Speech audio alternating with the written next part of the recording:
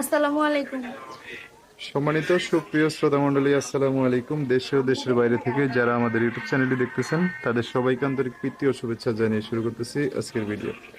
দর্শক, আজকে আমরা আমাদের ভিডিওতে একজন অসহায় মানুষকে নিয়ে আসছি, তার জীবনে কিছু কথা আপনাদের মাঝে তুলে ধরবো। দর্শক, ভিডিওটা না টেনে সম্পূর্ণ দেখলেন ফোন নাম্বারটি ভিডিওতে পাবেন। আসসালামু আলাইকুম। ওয়ালাইকুম আসসালাম। ভালো আছেন? এই তো ভাই আছি আলহামদুলিল্লাহ। ভালো আছেন। নাম কি? মায়া। মায়া। পরিবারে কে কে আছে আপনার? আমার পরিবারে ভাই, আমার বাবা, আমার একটা ভাই আর আমি। আমার মাটা মারা গেছে, হুম। তো আমার বাবা আর একটা বিয়া করছে, আমার সৎ মা। এখন আমাদের ভাই রাখে না, রাখে না? তাড়াই দিছে। এখন আমরা দুই ভাই বোন অন্য একটা রুমে ভাড়া নিছি। ছোট আমার ভাই 7 বছর বয়স। হুম। এখন ওইখানে কাজ কাম করে টুকটাক চলতেছি ভাই। হুম। কোন জায়গায় থাকেন? চান্দরা। চন্দ্রা। আপনার গ্রামের বাড়ি কোন জায়গায়? জিনাতপুর। হ্যাঁ, দিনাজপুর। দিনাজপুর। বাবা মা নাই না? না, বাবা আছে, বাবা আর একটা বিয়া করছে। আর আমার মা মারা গেছে, আমার নিজের মা মারা গেছে। ভাই আছে একটা? হ্যাঁ, ছোট একটা ভাই আছে। কার কাছে থাকেন বলছেন?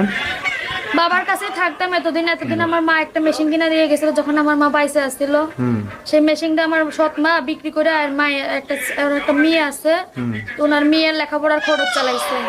আচ্ছা। তো এখন ভাই, এখন মেশিনটা নাই বিদায় এখন আমার সৎ মা আমার তাড়াই দিছে। এখন তো আর ইনকাম করে দিতে পারি না টাকা পয়সা, আচ্ছা। এর জন্য তাড়াই দিছে। ও, এর জন্য তারা দিছে। হ্যাঁ। আচ্ছা, এখন চান্দুরাতে থাকেন না? হ্যাঁ ভাই, এখন চান্দরাতে থাকি। বিয়ে শাদী করেন নাই? না ভাই, বিয়ে শাদী করি নাই। আমার অতটা বয়স, এখনো বিয়ে শাদীর বয়স হয় নাই। আমার বয়স 18 বছর। চলতেছে? হ্যাঁ, 18 বছর চলতেছে। বিয়ের জন্য কি আসে? হ্যাঁ ভাই, বিয়ের জন্য তো আসে। আমার বাবা মানে বিয়ে আমার দেয় না। দেয় না? না। কেন দেয় না? আমি যদি বিয়ে হয়ে আমি চলে যাই, তাহলে ওনাদের মেশিন চালাই ইনকাম করে কে দিবে? ও, এর জন্য দেয় না।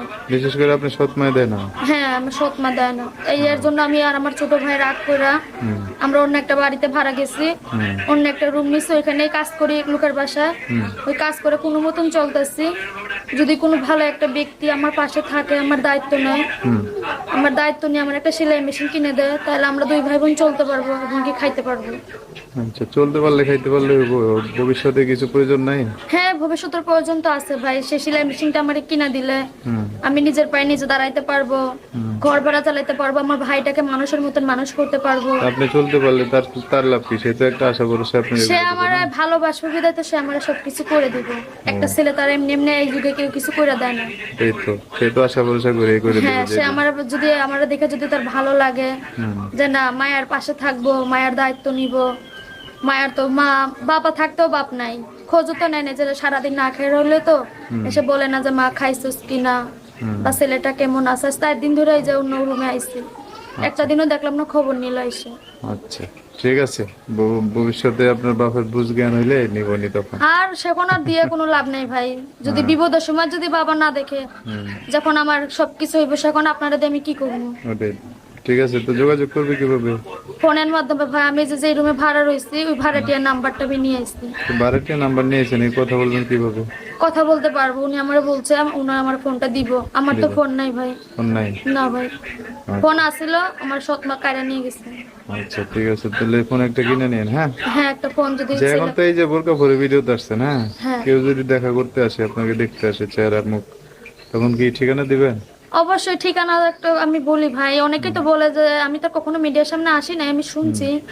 দেখা করলে তো আর দেখা করা যায় না। যে আমার পাশে থাকবে, আমার ওটাই তো, দায়িত্ব আপনার নিবে। সাথে ফাইনালি কোনো কিছু হ্যাঁ, হইলে তো দেখা তার করতে সাথে আসবে, তাই না? কিছুদিন কথাবার্তা বলবো, সে আমারে ভালোভাবে চিনবো জানবো, আমিও তাকে ভালোভাবে চিনবো জানবো। একটা সম্পর্ক হইলে না তার সঙ্গে দেখা সাক্ষাৎ এই করবো। জন্য বলে রাখলাম আর কি। হ্যাঁ, অবশ্যই দেখা করবো না অনেকে কেন, আবার দেখা অবশ্যই। করতে চায় না, এই জন্য আর কি। ঠিক না আছে। না ভাই, দেখা আচ্ছা, তো করবো। নাম্বারটা বলে দিচ্ছি, আমার সাথে বলেন। হ্যাঁ, আচ্ছা। দর্শক, এই যে মায়ের নাম্বারটা বলে দিচ্ছি, উনি আমার সাথে বলবেন। নাম্বার হচ্ছে 014 014 05 05 70 70 37 37 42। 42। এটাই নাম্বার? হ্যাঁ, এটাই। নাম্বারটা আরো একবার বলে দিচ্ছি, 014 037